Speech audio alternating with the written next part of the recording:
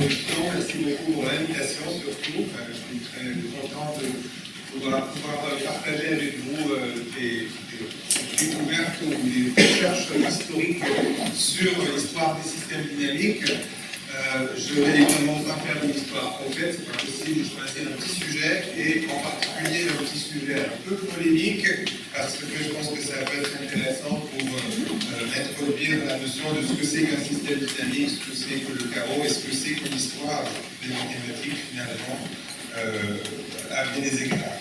Donc je commence avec l'idée de chaos. Le chaos a été une façon de concevoir des systèmes dynamiques qui ont des propriétés particulières, essentiellement les propriétés de dépendance principe des conditions initiales, et qui a eu beaucoup de succès dans les années 60, 70, 80, et puis avec des noms comme par exemple le météorologue Edward Morel, le physicien de la qui ont donné beaucoup d'impulsion à ce domaine. Alors les mathématiciens, dès cette époque-là, se sont un petit peu révoltés en disant il n'y a rien de nouveau, ça fait très longtemps qu'on connaît tout ça, le chaos c'est quelque chose qui s'appelle les systèmes dynamiques en fait, et puis si vous voulez comprendre, allez voir Poincaré. Poincaré qui avait vécu près de 50 ans auparavant à ce moment-là. Et puis voilà un exemple de ce genre d'argument qui est donné par ici le mathématicien Flora Biancou, qui a beaucoup écrit sur les systèmes dynamiques, l'histoire des systèmes dynamiques, et il dit en fait c'est un mythe, comme quoi le chaos est né dans les années 60, et il dit que Poincaré en 1889 qui finalement avait découvert ces choses-là. Alors, mon point de vue sera un petit peu différent. Je pense que ça se passe, si mon point de vue ce serait de dire que ça se passe entre les deux. J'ai décidé de sous-titrer mon exposé 5 fois où Poincaré a flirté avec le chaos, parce que je pense que Poincaré avait véritablement une œuvre extraordinaire qui est véritablement le point très très utile pour les gens qui développent les systèmes dynamiques dans les années 60, 70 et après, mais en même temps de lui attribuer rétrospectivement quelque chose qui a été fait plus tard, parfois ça peut être problématique. Donc j'essaierai de vous montrer un petit peu à quel point à chaque fois il fait des choses intéressantes et se rapproche de ce qu'on a appelé par la suite le chaos, et puis essayer de voir si on peut distinguer un petit peu ce que lui fait de ce qu'on fait plus tard. Donc je le ferai en 5 étapes, c'est 5 dates, 1871, 1889, 1899, et puis 2 événements séparés qui ont lieu, les deux, en 1908. Donc ça commence. Poincaré, comme tous les jeunes étudiants, peut parfois être un peu distrait, et puis il arrive une catastrophe, parce qu'il est très fort en mathématiques, mais il arrive en retard à son épreuve du bac en mathématiques, et répond tâtonner de la question, et il a 0 à son épreuve écrite. Donc normalement, l'épreuve écrite était éliminatoire, et il n'aurait pas dû être admis à l'épreuve orale, mais les profs font preuve de clémence parce qu'ils savent très bien que c'est quelqu'un qui a beaucoup de potentiel, et effectivement, il réussit assez bien ses épreuves, il réussit très bien son épreuve orale, ce qui lui permet d'avoir une mention assez bien au bac, ce qui ne l'empêche pas, malgré tout, de vouloir devenir mathématicien par la suite, et donc de s'orienter vers les grandes écoles. Et en particulier, Poincaré va devenir polytechnicien. Il va donc intégrer l'école polytechnique en 1873. Alors pour le replacer dans le contexte, nous sommes Poincaré, quelqu'un qui provient d'une famille bourgeoise de Nancy, et donc il a des conditions pour vraiment bien étudier, mais il a des petits soucis de santé, etc. Peu importe. Surtout, l'important, 1871, c'est de sortir d'une guerre majeure entre la France et la Prusse, et la Nouvelle-Allemagne, avec, comme le montre bien ce dessin qui représente la défense de Paris en 1871, l'importance de l'artillerie, l'importance d'une artillerie qui est aussi, d'une certaine manière, un élément scientifique. Donc c'est peut-être ces aspects-là influencent Poincaré qui décide justement donc, de s'inscrire à l'école polytechnique, alors qu'il a été admis aussi à l'école normale supérieure. C'est peut-être un des derniers grands mathématiciens de notre... je ne dirais pas, il ne faudra pas que je m'avance trop, mais c'est un de ceux qui a fait ce choix et qui a vraiment laissé savoir que dans l'histoire des mathématiques, il faut à partir de ce moment-là, l'école normale est quand même le plus souvent choisi. Alors, deuxième moment où Poincaré frôle le chaos, et là le chaos dans un sens plus mathématique, c'est en 1889. Alors c'est en juillet 1889, très précisément, que ce jeune mathématicien suédois, qui s'appelle Fragman, qui est en train de retravailler un document, un mémoire que Poincaré avait envoyé pour le faire publier, dans lequel il découvre une erreur, et d'une manière mathématique, c'est de dire que certaines orbites, le problème restreint des trois corps, n'est pas stable. Donc je vais essayer de vous détailler un petit peu tout cela dans les prochaines minutes. Alors, le contexte, de quoi s'agit-il? Poincaré, 1889, il est dans la vingtaine à peu près, début de la trentaine, il soumet ce mémoire dans un contexte particulier. C'est un prix. Hein. Le roi Oscar de Suède, le roi Oscar II, a proposé de remettre un prix aux mathématiciens qui réussira à résoudre une question assez compliquée, et en tout cas l'énoncé est assez compliqué, comme vous le voyez ici, en tout cas assez long, qui est un problème très ancien. Cet énoncé dit, étant donné un système d'un nombre quelconque de points matériels qui s'attirent mutuellement suivant la loi de Newton, on propose la supposition qu'un choc de deux points n'ait jamais lieu, de représenter les coordonnées de chaque point sous forme de série, procédant suivant quelques fonctions connues du temps et qui convergent uniformément pour une valeur réelle de l'arrière.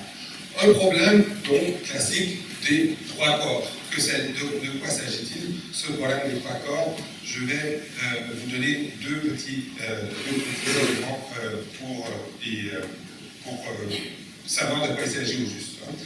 Donc, en fait, le roi Oscar, que vous voyez ici, a été influencé, on lui a dicté un petit peu ce qu'il fallait mettre, et donc c'est un autre mathématicien qui s'appelle Gustav Leffler, mathématicien aussi suédois, qui avait proposé ce prix, en sachant très bien, puisqu'il le connaissait, que Poincaré était quelqu'un qui pourrait soumettre une réponse assez intéressante au problème.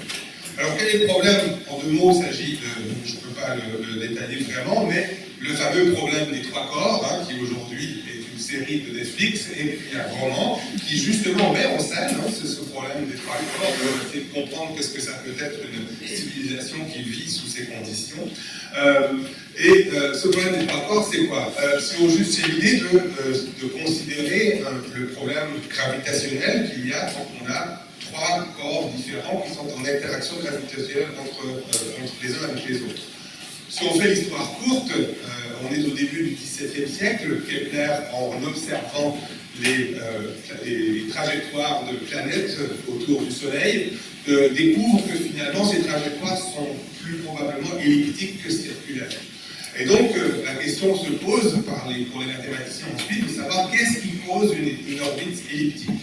Ça va prendre une soixantaine, à peu près 80 ans avant que Newton propose une solution. Et la solution de Newton, c'est de dire, si on veut avoir une orbite elliptique, il faut avoir une force qui soit radiale vers le centre, vers les foyers de l'ellipse, et qui soit inversement proportionnelle au carré de la distance entre les corps impliqués. Et Newton a l'idée d'en faire une loi universelle, la loi de la gravitation universelle. Et donc, du coup, ça veut dire que ça s'applique à tous les corps. Et donc, en principe, cette loi universelle doit donc non seulement s'appliquer à la relation entre le Soleil et la Terre, ou entre la Terre et la Lune, mais elle doit aussi s'appliquer à la Lune et au Soleil, l'action de la Lune et du Soleil l'un avec l'autre. Et en fait, à partir du moment où on a la loi de la gravitation universelle, pour deux corps, ça fonctionne, on a des ellipses, et pour trois corps, on ne sait pas résoudre.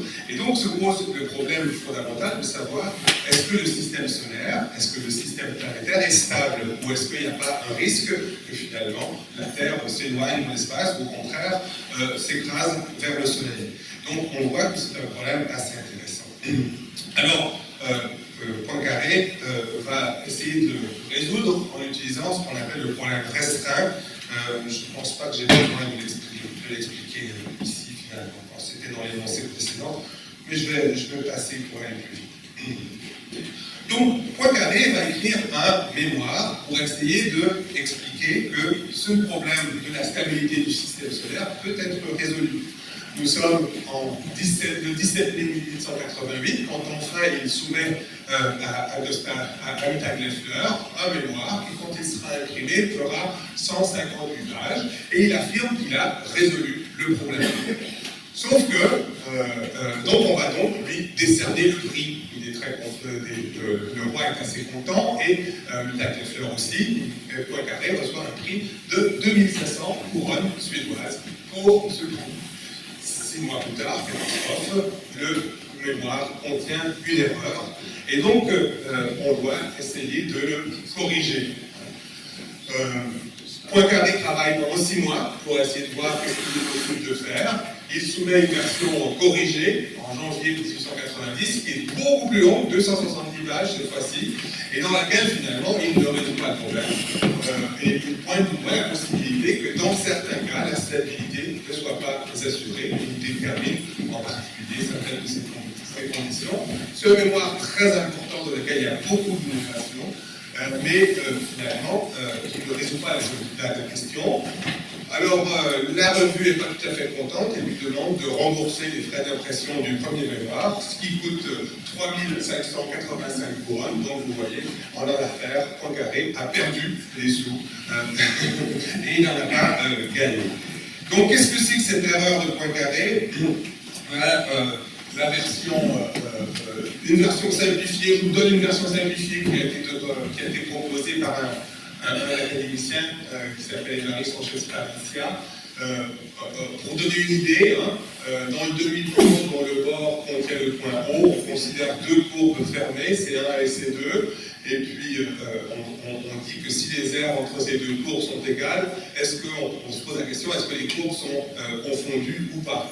Alors effectivement, si on ne fait pas trop attention aux choses, il est possible d'imaginer que ces courbes peuvent être égales. Par exemple, si on considère que les courbes ne peuvent pas se couper, et donc il peut faire une erreur. Mais en fait, dans le cas que Poincaré considérait, on était dans l'espace à 3 dimensions, donc les courbes clairement peuvent renfermer la même aire tout en ne se croisant pas, tout en n'étant pas identiques. Et donc c'était une erreur un peu simple à voir une fois qu'on regarde les choses correctement. Ce qui n'empêche pas, comme je l'ai dit, de faire un mémoire qui sera très important pour la suite. Poincaré va donc continuer à travailler sur ces domaines.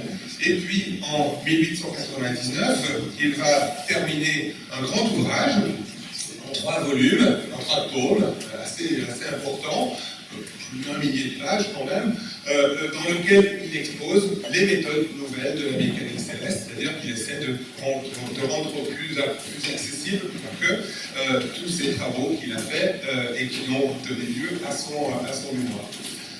Ce mémoire, ce livre, traité qui est publié en 1899, comporte une phrase assez étonnante où Poincaré renonce à tracer une figure parce qu'il la trouve trop compliquée. Alors encore une fois, c'est intéressant peut-être de revenir un peu en arrière pour essayer de comprendre comment il en arrive là. Alors Poincaré est quelqu'un qui a bien entendu une carrière assez impressionnante, on pourrait dire fulgurante, dans le domaine des mathématiques. Dès 1883, donc à peine 10 ans après être entré à l'école polytechnique, il est nommé répétiteur d'analyse. Il va obtenir 2 ans plus tard une chaire de mécanique physique expérimentale à la faculté des sciences de Paris. Puis sa chaire va être transformée en chaire de physique mathématique et calcul des probabilités. Il sera la même année, en 1886, élu président de la Société mathématique de France. L'année suivante, il a 32 ans, en 1887, il est élu à l'Académie des sciences.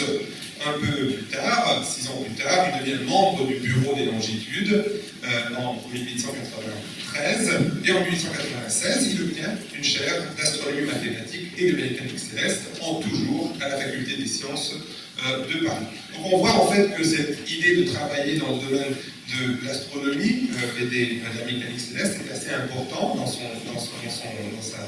sa carrière, puisque c'est confirmé par l'élection au Bureau des longitudes, et puis cette dernière chaire qu'il obtient en 1896. Alors, que fait-il dans ce troisième volume de la mécanique céleste? Un article intéressant a été proposé par Alain Chanciner, qui est un grand mathématicien qui connaît beaucoup le domaine de la mécanique céleste, qui a beaucoup écrit aussi sur la théorie des systèmes dynamiques et la relation avec le chaos dans le domaine de la mécanique céleste. Il propose une promenade dans les méthodes nouvelles de la mécanique céleste, et je m'inspire un tout petit peu de son travail ici pour en parler. Il note, comme beaucoup d'autres aussi, cette phrase étonnante de Poincaré dans le troisième tome de la mécanique céleste. Il dit ces intersections entre toutes sortes de courbes, forment une sorte de treillis de tissu, de réseau à mailles infiniment serré. Chacune de ces courbes ne doit jamais se regrouper elle-même, mais elle doit se replier elle-même d'une manière très complexe pour venir couper une infinité de fois toutes les mailles du réseau. On sera frappé par la complexité de cette figure que je ne cherche même pas à tracer. Rien n'est plus propre à nous donner une idée générale, une idée de la complication du problème des rapports, et en général de tous les problèmes de la dynamique où il n'y a pas d'intégrale uniforme. Donc on voit bien ici que Poincaré a saisi la difficulté qu'il peut y avoir. Il existe dans l'article de de Chanciner, cette représentation ici qu'on a cherché à faire par la suite.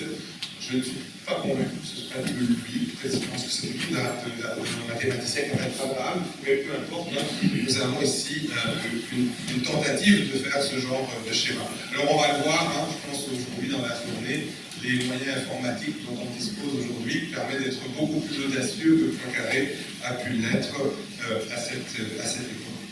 Alors qu'est-ce qui se passe à l'époque? On le voit clairement, il a fait des études dans le domaine des systèmes dynamiques, il a donné des méthodes pour penser à la fois les systèmes dynamiques abstraits et surtout de l'application dans le domaine de la mécanique céleste. Il donne des méthodes qui sont assez détaillées, à la fois des méthodes de série asymptotique et puis des méthodes plus géométriques pour essayer de comprendre qu'est-ce qui se passe dans ces systèmes. Pourtant, on a l'impression, d'une certaine manière, que ces travaux tombent dans l'oubli, d'une certaine manière, qu'ils ne sont pas repris par d'autres personnes. On reproche souvent à Poincaré de manquer de successeurs dans ces domaines. Donc l'absence de successeurs est un problème historique. Comment se fait-il que quelqu'un comme Poincaré n'a pas beaucoup d'étudiants? Alors peut-être qu'une des réponses, effectivement, pour revenir à ces aspects sociaux des sciences, c'est que Poincaré n'enseigne pas à l'école normale supérieure. On connaît beaucoup d'enseignants à l'école normale supérieure dans ces années-là qui ont énormément d'étudiants, et des étudiants très brillants, ça peut être Borel, ça peut être Lebesgue, il y en a beaucoup. Mais Poincaré, finalement, en tant que professeur à l'école polytechnique et à la faculté des sciences, quelqu'un qui est vraiment intéressé aussi par, on l'a vu, la mécanique céleste, et plus tard on le verra par la physique, n'est pas peut-être quelqu'un qui est véritablement suivi par beaucoup des élèves de cette époque-là. Il y a une exception, peut-être, Jacques Hadamard, qui écrit en 1898 un article très intéressant aussi pour l'histoire des systèmes dynamiques, qui s'appelle « Les surfaces à courbure opposées et l'origine géodésique », sur lequel je reviendrai plus tard parce qu'il a des conséquences intéressantes. On saute encore 10 ans, 1908, Poincaré va revenir à ces questions sur le chaos et puis identifier justement ce qu'on appelle la dépendance aux conditions, la dépendance sensible aux conditions initiales. En d'autres termes, le fait qu'une petite cause peut avoir de grands effets. Alors, J'ai aussi cité la citation du Figaro à la publication de ce livre, Sciences et méthodes, dans lequel on loue l'effort de l'auteur pour rendre accessibles des sujets un peu abstraits. Le journaliste souligne bien clairement qu'il n'a rien compris. Donc c'est encore une fois une occasion peut-être manquée. Pourquoi est-ce que Poincaré se déplace des mathématiques vers la philosophie, vers le grand public? Alors évidemment, c'est quelque chose d'important et on en participe aujourd'hui de cet effort de pouvoir avoir touché un public plus large. Mais Poincaré le fait pour des raisons assez diverses et assez importantes qui, encore une fois, sont le reflet de sa biographie. On pourrait revenir à 1900, 8 ans auparavant. En 1900, Paris est capitale du monde, puisqu'elle accueille l'exposition universelle. Et un peu comme on l'a vu cet été, on transforme le centre-ville de Paris en une espèce de terrain de jeu, moins sportif, quoique ce sont les Olympiques à l'époque aussi, mais plus technique, scientifique.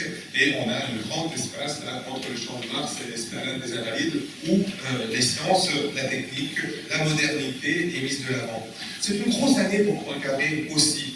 Poincaré va être très impliqué dans plein de choses à ce moment-là. En août, le 11 août, il y a le congrès international des mathématiciens. C'est la deuxième édition de ce congrès, dans lequel il expose, il fait une conférence sur le rôle de l'intuition et de la logique en mathématiques. On pourrait expliquer qu'en fait, il utilise la question, il essaie de voir l'esprit, d'opposer l'esprit analytique et l'esprit géométrique. C'est assez intéressant cette conférence de congrès, qui est connue pour être le moment où Hilbert prononce ces fameuses listes de problèmes. Poincaré, qui est l'autre grande star du congrès, même la plus grande star du congrès. Alors Hilbert va dans une petite salle au milieu de la Sorbonne, alors que Poincaré donne sa conférence devant la grande salle plénière. Poincaré propose une vision des mathématiques, encore une fois, très ancrée dans des problèmes concrets. Ça s'appuie aussi sur le fait qu'il intervient ailleurs, puisqu'on a aussi un congrès international de physique, quelques semaines plus tard, dans lequel Poincaré expose des rapports entre la physique expérimentale et la physique mathématique.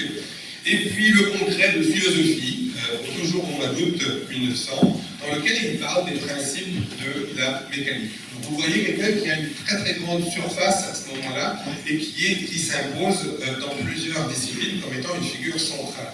On pourrait aussi souligner qu'en tant que président de l'Académie des sciences, en décembre, il va faire une grande conférence sur la géodésie française à la mesure de la Terre. Donc Poincaré est quelqu'un qui a une grande stature et qui va chercher à toucher un public beaucoup plus large. Il le fait en particulier dans cet ouvrage de Sciences et méthodes. Ce n'est pas le premier ouvrage de vulgarisation qu'il publie, mais je passe.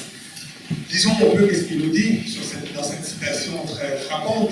Il nous dit une cause très petite qui nous échappe détermine un effet considérable que nous ne pouvons pas ne pas voir. Et alors nous disons que cet effet est dû au hasard. Si nous connaissons exactement les lois de la nature et la situation de l'univers à l'instant initial, nous pourrions prédire exactement la situation de ce même univers à un instant ultérieur. Mais lors même que les lois naturelles n'auraient plus de secret pour nous, nous ne pourrons connaître la situation initiale qu'approximativement. On connaît dans une situation expérimentale qu'approximativement les conditions initiales d'un système physique. Donc qu'est-ce qu'il en déduit comme conséquence? Si cela nous permet de prévoir la situation ultérieure avec la même approximation, c'est tout ce qu'il nous faut. Nous disons que le phénomène a été prévu, qu'il est régi par des lois, mais il n'en est pas toujours ainsi.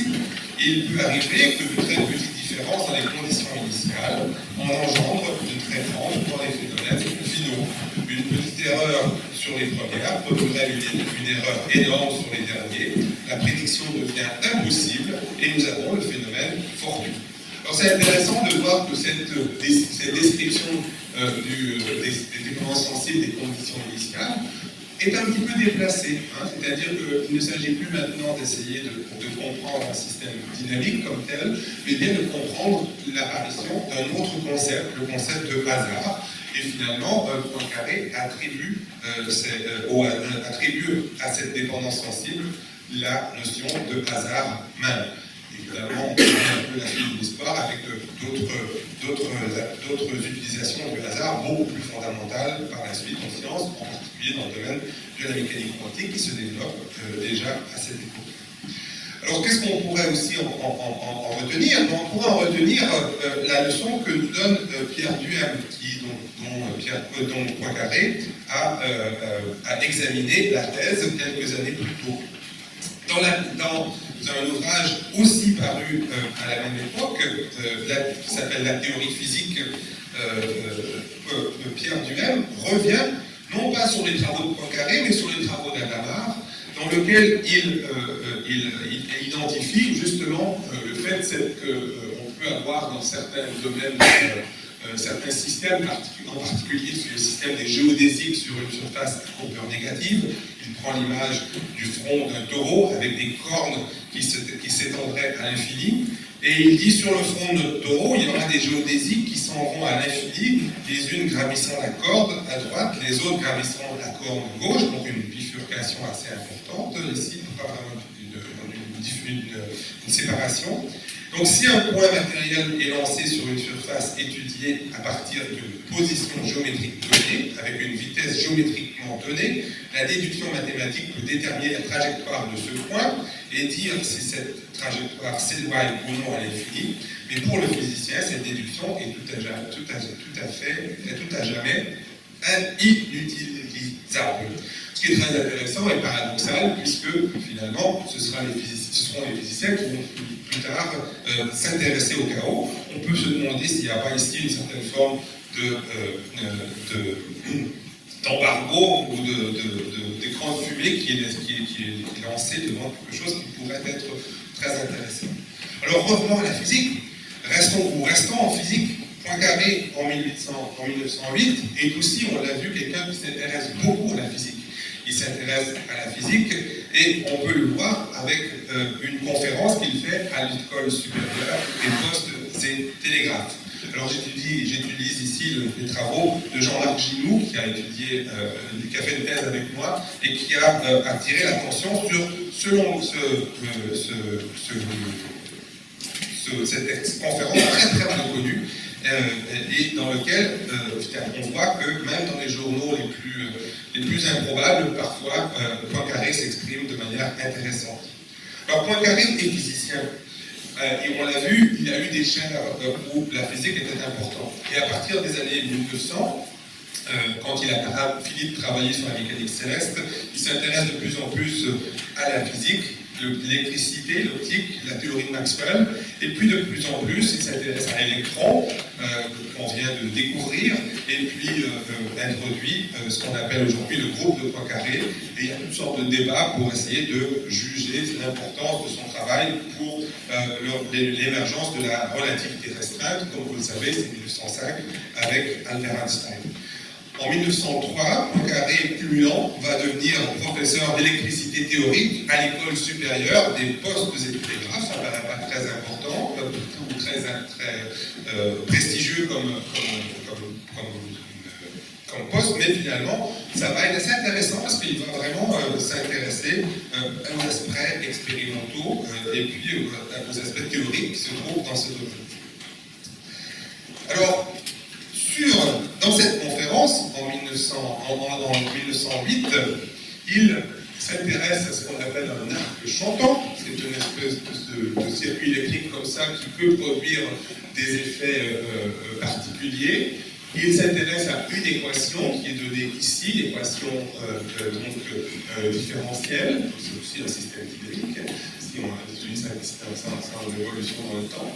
Et il s'intéresse donc à cette équation qui est très proche finalement d'une équation qu'on va appeler plus tard l'équation de Van der Waals, parce qu'un physicien ingénieur hollandais, Van der Waals, qui travaille pour Philips, va attirer attention sur le théorème de cette équation qui peut avoir des propriétés intéressantes. Alors, je soulignerai rapidement que Poincaré, ici, en passant à l'électricité, passe ce qu'on appelle des systèmes conservatifs, dans lesquels l'énergie est conservée, à des systèmes dissipatifs, dans lesquels il y a des notions d'attracteurs qui sont vraiment importantes. Et donc, en fait, on voit apparaître ici ce genre une courbe attractive dans ce système qu'il appelle pas, hein, mais qu'il aurait pu appeler cycle limite, puisque 20 ans auparavant, en 1884, il avait énoncé cette idée dans un cadre purement abstrait. Alors c'est intéressant de voir que ici, Poincaré ne fait pas référence à ces travaux qu'il a fait 25-24 ans auparavant sur les systèmes dynamiques pour essayer de comprendre ce domaine. Et il y a peut-être encore une fois une espèce d'occasion manquée ici, parce que le lien n'est certainement pas établi. Et puis ça va être le point de départ pour des travaux très intéressants, mais encore une fois, beaucoup plus tard, et qui vont jouer un rôle aussi dans l'histoire des systèmes dynamiques et du chaos. Je termine, j'ai ma conclusion. En conclusion, qu'est-ce qu'on peut dire? On peut dire déjà que je n'ai pas fait tous les points qu'on aurait pu traiter en parlant de Poincaré et des systèmes dynamiques. Il y a des fils qu'on pourrait essayer de dérouler. On va parler de la théorie ergodique, on peut parler déjà de l'analyse situ, c'est-à-dire ses recherches sur la topologie, tout ce qu'il fait sur les bifurcations qui apparaissent dans ses travaux sur la mécanique des fluides, mais je laisse ça de côté. Ce qu'on peut avoir aussi, c'est l'idée qu'il peut y avoir parfois, quand on fait de l'histoire, des illusions, deux illusions importantes, à mon sens, dans lesquelles il faut essayer de ne pas tomber.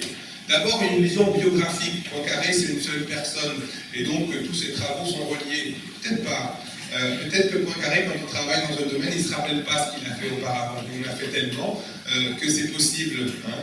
Et donc, l'idée de reconstituer une unité à partir d'une seule personne, c'est peut-être pas si évident que ça à certains égards.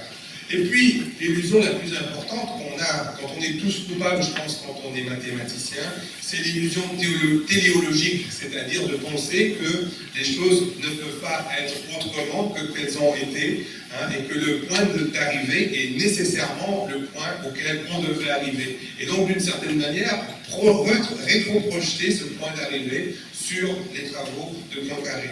Alors, peut-être qu'on pourrait aussi, en histoire, introduire, même en histoire des mathématiques, introduire un peu de sensibilité aux conditions initiales et se poser la question de est-ce que l'histoire des mathématiques serait vraiment la même ou est-ce qu'elle ne serait-elle pas différente si Poincaré avait fait des choses différentes. En dernier point, c'est que clairement, l'héritage de Poincaré, énorme, a été repris petit à petit. Il a été repris par un grand nombre de personnes et qui finalement, à chaque époque, je pense encore aujourd'hui, en font ce qu'ils veulent d'une certaine manière, en tout cas l'exploitent comme ils le peuvent. Et je donne comme exemple ce grand symposium, le Mathematical Heritage of Poincaré, qui a eu lieu en 1980, près de 60 ans après sa mort, plus de 60 ans après sa mort. Merci beaucoup pour votre attention.